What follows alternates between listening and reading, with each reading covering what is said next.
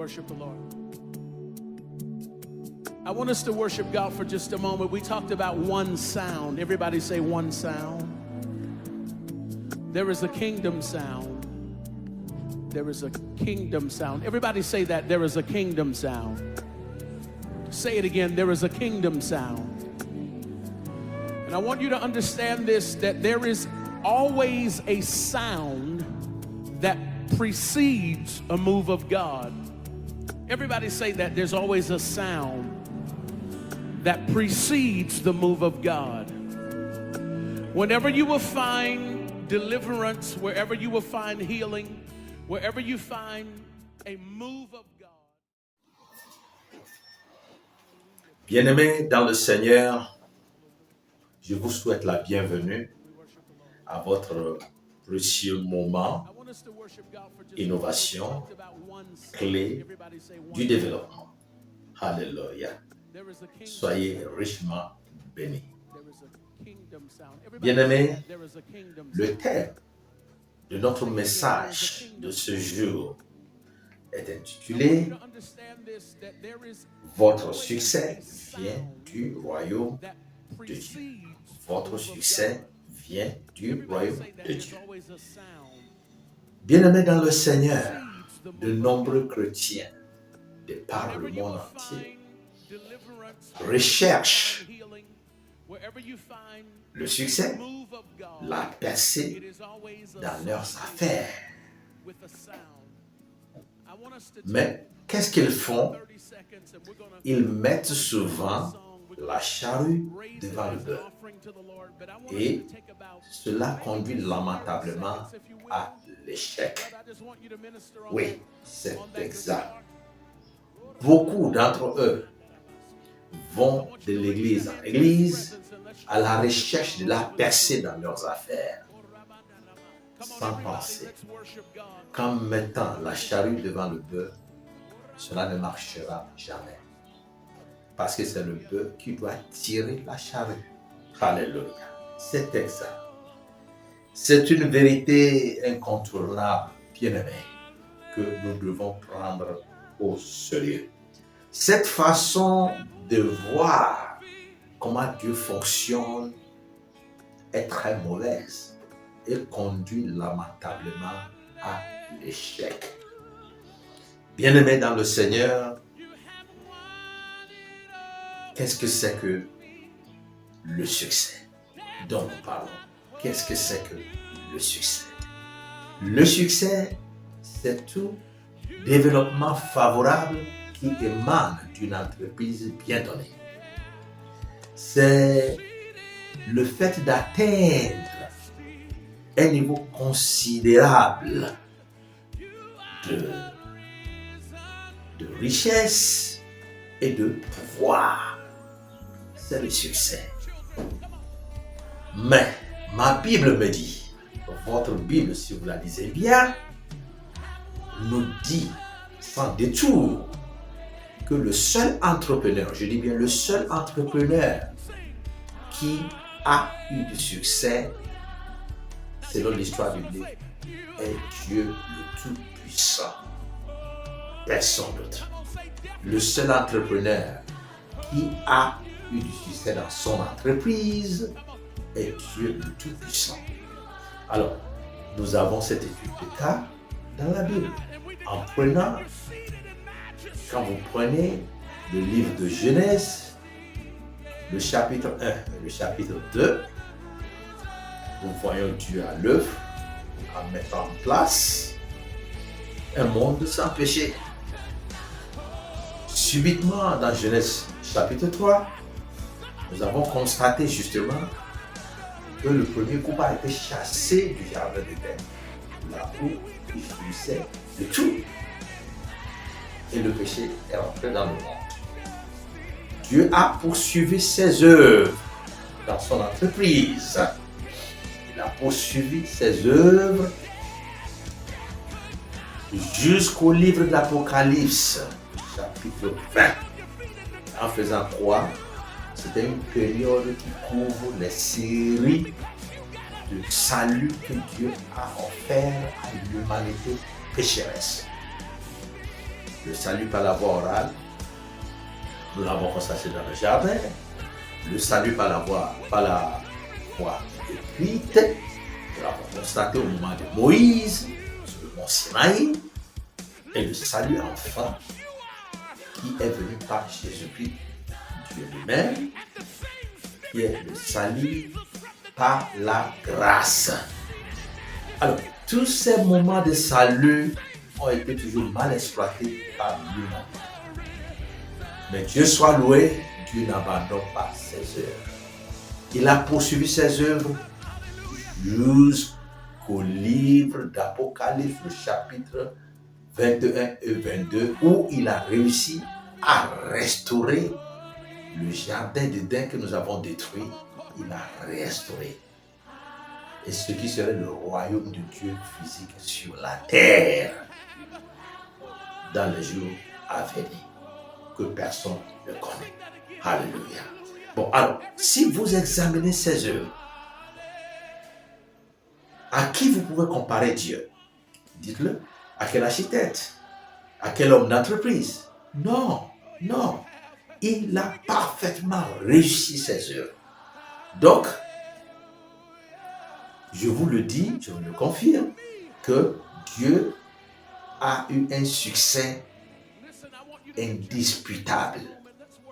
Je vous rappelle, tout succès qui tout simplement démontre qu'il y a un développement favorable émanant d'une entreprise, mais qui subitement peut être interrompu ou dégradé, dégénéré, ne peut pas être considéré comme succès.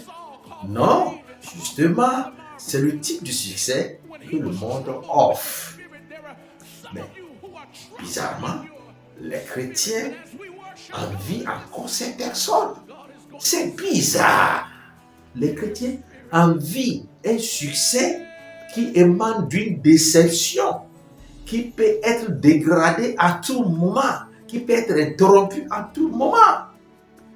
C'est déplorable. Alléluia. La deuxième chose sur laquelle je vais attirer votre attention, c'est qu'en réalité, le royaume de Dieu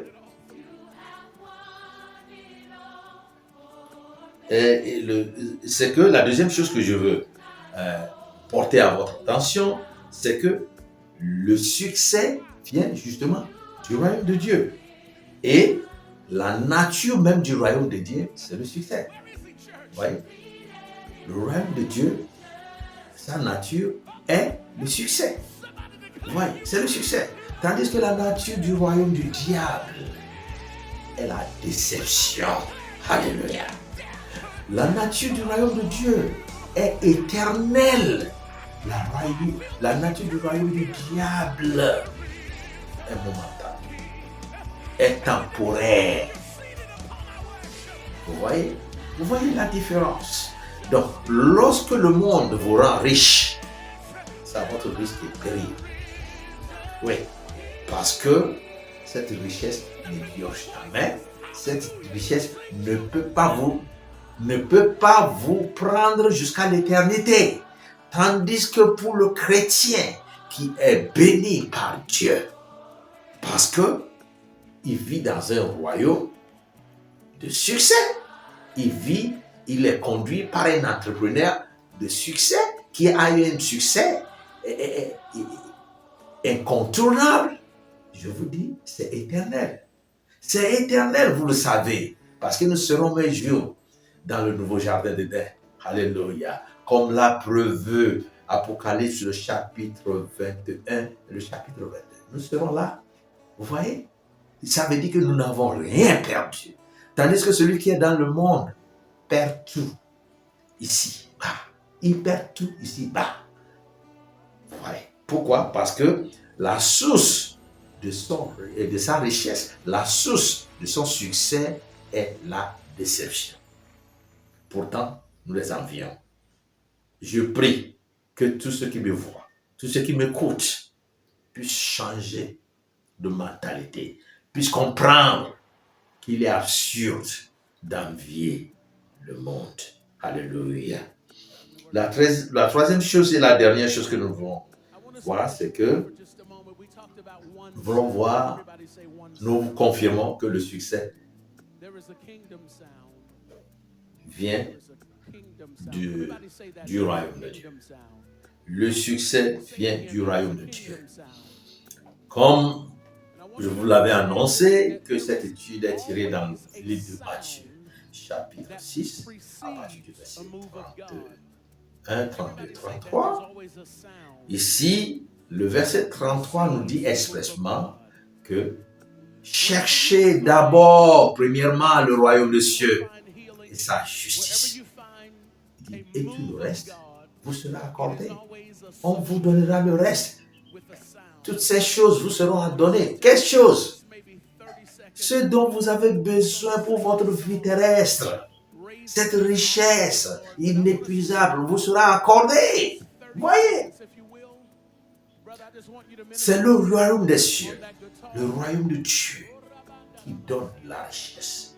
La richesse qui n'inspire pas. La richesse qui ne s'égare pas. Vous savez que Jésus l'a dit, il dit, n'amassez pas de richesses sur la terre, là où les termites peuvent dévorer cela, etc. Mais, stockez ça dans le royaume des cieux. Vivez avec Dieu. Recherchez Dieu. Quand nous parlons de ce royaume de Dieu, il s'agit de quoi? Le royaume de Dieu veut dire tout simplement, le royaume qu'on nous demande de chercher premièrement, veut dire tout simplement le règne de Dieu dans la vie du chrétien. Quand Dieu règne sur votre vie, il est l'autorité de votre vie. Vous êtes dans son royaume. Mais vous savez une chose, je vais vous surprendre. Vous pouvez être dans une église sans être dans le royaume de Dieu. Parce que, évidemment, ce ne sont pas toutes les églises qui permettent que le royaume de Dieu soit dans leur sein. Parce que quand le royaume de Dieu est dans votre sein, il gouverne l'église. Il règne sur cette église. Ce ne sont pas toutes les églises qui le font. Si c'est toutes les églises qui le font, nous n'allons pas des messages de prospérité exorbitante, prospérité sans ordre biblique, prospérité qui sort de nulle part. Non, le chrétien ne court pas vers une prospérité. Le chrétien est prospère par nature parce qu'il vit dans un royaume qui a été établi par Dieu, l'entrepreneur qui a réussi ses œuvres. Donc il ne peut pas échouer. Vous voyez. Donc, nous disons que le succès vient du royaume de Dieu. Et on nous dit de chercher premièrement ce royaume et sa justice, et la richesse nous sera accordée. Alléluia. Qu'est-ce que vous voulez encore de mieux de Dieu? Dites-le moi. Qu'est-ce que nous voulons de mieux de Dieu? Il a tout accompli pour nous. Il veut que nous jouissions de tous nos droits. Pourtant, nous vivons dans l'aveuglement. Nous poursuivons le monde. Nous voulons nous imiter. Nous voulons imiter le monde, croyant que nous pouvons vivre comme le monde. Non, nous ne pouvons pas le faire, car nous sommes différents. Bien-aimés dans le Seigneur, ceux qui écoutent ce message pour la première fois, je vais vous recommander de visiter notre compte YouTube et Facebook. Vous allez voir que nous avons commencé cet enseignement depuis près d'un mois. Nous avons parlé de la mission de Dieu et le but immédiat de la mission de Dieu qui est le salut, et le but final de la mission de Dieu qui est le royaume de Dieu. Donc si vous êtes sauvé, normalement vous êtes introduit dans ce royaume de Dieu présent. Puisqu'il y a deux royaumes. Le royaume de Dieu présent qui est spirituel, qu'on ne voit pas, mais qui est pourtant doté de force et de puissance. C'est pour cette raison que nous avons l'autorité sur les démons. Nous pouvons les commander et ils fuient devant nous. C'est un royaume qui est doté de provisions, de ressources. C'est pour ça qu'on nous dit, restez d'abord dans ce royaume-là et tout ce dont vous avez besoin vont vous suivre. Le royaume du diable n'est pas comme ça. Non, non, non, non, non, non, non, non. C'est du désordre, c'est du désordre. C'est la loi de la jungle. C'est là où le plus fort domine le plus faible. Non, Dieu n'a pas créé le monde ainsi. Nous avons fait ce choix-là et Dieu nous dit, revenez. Car très bientôt, nous allons atteindre Apocalypse 21, 22 et personne ne peut donner encore d'excuses. Alléluia. Bien-aimés dans le Seigneur, je veux conclure très rapidement en vous disant justement que le royaume du diable, c'est une déception. C'est le royaume de Dieu qui donne la réussite, qui donne le succès. Le royaume du diable donne tout simplement la douleur parce que c'est une déception en fin de compte. Celui qui vous a mis à ce poste-là parce que vous avez dû magouiller, vous avez dû mentir, vous avez dû saboter avant de monter à cet échelon. Le jour où il ne sera plus là, vous serez encore descendu. Et vous appelez ça du succès? Non, non, non, non. Non, non, non, non, non, non. Dieu me monte tous les jours à une élévation encore plus élevée. Tous les jours.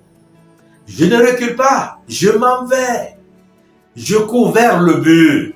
C'est pour cette raison que je vous invite à courir vers le but. Le but de demeurer dans le royaume de Dieu actuel. Démontrer cette puissance de Dieu. Parce qu'elle existe bel et bien. Alors, la puissance de Dieu existe bel et bien dans ce royaume actuel. Et le royaume futur qui viendra lorsque la nouvelle Jérusalem sera établie, lorsque le jardin d'Éden numéro 2 sera établi, le royaume de Dieu physique sera manifesté. Là où nous pouvons vivre avec Dieu physiquement, on nous voit. Nous pouvons se voir dans notre corps glorieux que nous aurons en ce moment, où il n'y aura même plus de paix, il n'y aura plus de douleur, il n'y aura plus de pleurs. Alléluia. Bien-aimé dans le Seigneur, réveille-toi. Réveille-toi vite, avant que le temps d'Apocalypse 21, 22 ne soit accompli. Pasteur, réveille-toi. Si ton église n'est pas dans le royaume de Dieu, toutes ces personnes-là vont en enfer. Le royaume de Dieu est le règne de Dieu dans votre vie. Je prie que tous ceux qui m'écoutent de loin et de près puissent vivre dans ce royaume éternellement. Car nous serons transférés dans ce royaume présent vers le royaume futur, là où nous allons demeurer éternellement. Bien-aimés dans le Seigneur, je conclue très rapidement en vous appelant à l'ordre. Je vous demande, dans le nom puissant de Jésus, que vous libérez-vous de toutes choses qui ne ressemblent pas au règne de Dieu dans votre vie. Libérez-vous de tout cela. Vivez sous la protection de Dieu. Vivez sous le commandement de Dieu. Vivez sous l'amour de Dieu, dans l'amour de Dieu, afin que vous puissiez demeurer dans ce royaume jusqu'à votre transfert dans le royaume final, qui est la nouvelle Jérusalem. Bien-aimés dans le Seigneur, vous savez, ce qui est aberrant en ce moment, c'est qu'en réalité, des gens disent qu'ils sont dans le royaume de Dieu et ils ressemblent à ces propos de notre Seigneur Jésus-Christ. Ils disent, mais moi je n'ai plus besoin même de vivre ici, je vais être indépendant, comme le fils prodige, qui a pris tous ses biens et il est parti, il a bousillé tout.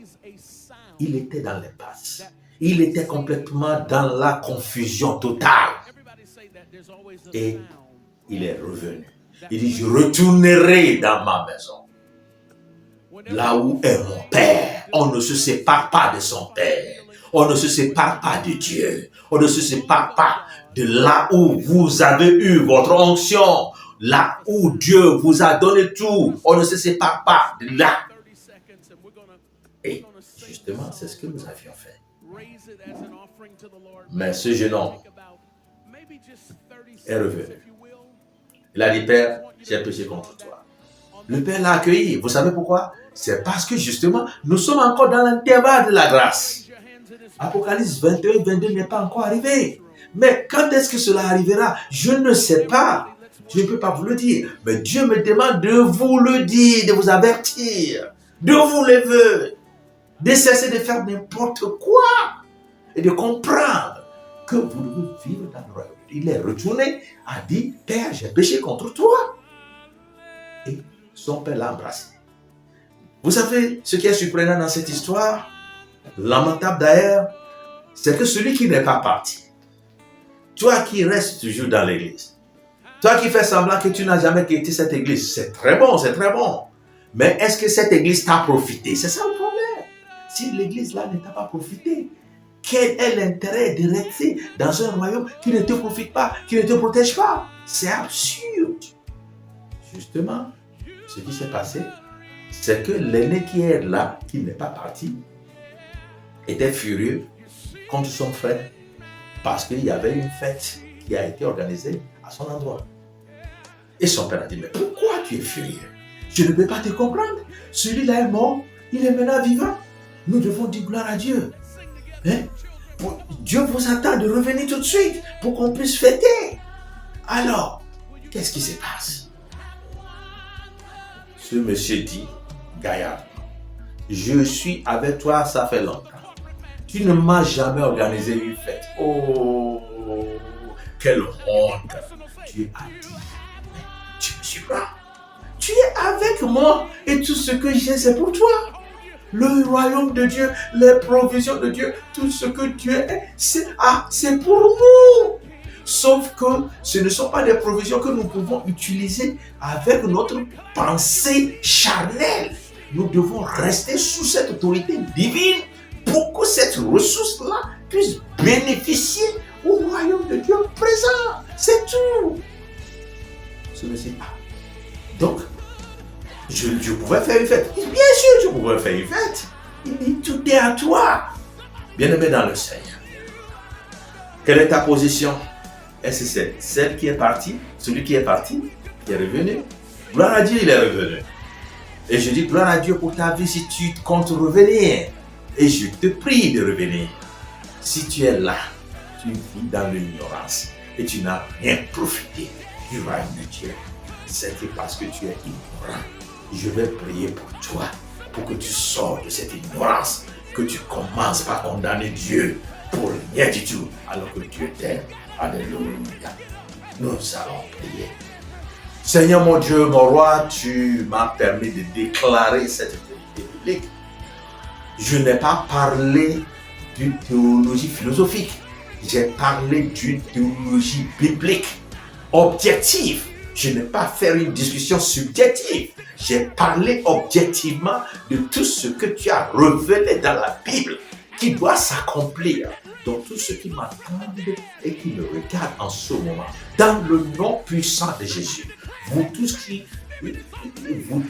qui êtes sortis du royaume de Dieu, qui est de gauche à droite, qui ne savent pas ce qu'il faut faire, au nom de Jésus, je prie que vous receviez la visite forte du Saint-Esprit dans votre vie, afin que cette transformation puisse s'opérer en vous, dans le nom puissant de Jésus. Alléluia. Je prie pour vous, vous qui êtes dans le royaume, et paresseux, qui ne connaissent pas vos droits. À partir de ce moment, dans le nom puissant de Jésus, que cette ignorance disparaisse dans votre vie. Que cette ignorance disparaisse dans votre vie. Que cette parole de Dieu commence par prendre place, par prendre corps en vous, par vous donner cette transformation dont vous avez besoin, afin que vous sortiez vainqueurs. Vous serez ravis de jouir de toutes les ressources du Seigneur pour la gloire de son Saint-Nom. Je vous remercie. Je sais que vous avez été bénis. Je sais que vous serez encore bénis plus que ceci. Alléluia. Eh bien, si ce message vous a béni, je sais que Cela vous a béni en réalité. Partagez cette vidéo avec d'autres personnes sur vos plateformes, etc. Et Dieu vous bénira plus. Alléluia. Eh bien, vous pouvez nous joindre sur WhatsApp. Vous connaissez le numéro qui affiche sur l'écran. Ceux qui sont en haut ici, vous savez là où nous trouver. Notre nouvel site vous attend pour vous accueillir. Alléluia. Venez nombreux. Vous serez bien accueillis. Alors, si vous avez des questions à poser, si vous avez des requêtes de prière à faire, nous serons assez humbles pour les prendre et s'agenouiller devant le Seigneur pour votre vie. Et votre vie ne sera jamais la même. Les témoignages nous parviennent. Soyez parmi ceux qui témoignent, car Dieu vous a fait quelque chose. Dieu vous a béni. Restez bénis, fortement bénis encore, dans le nom puissant de Jésus-Christ. Bye bye. Alléluia.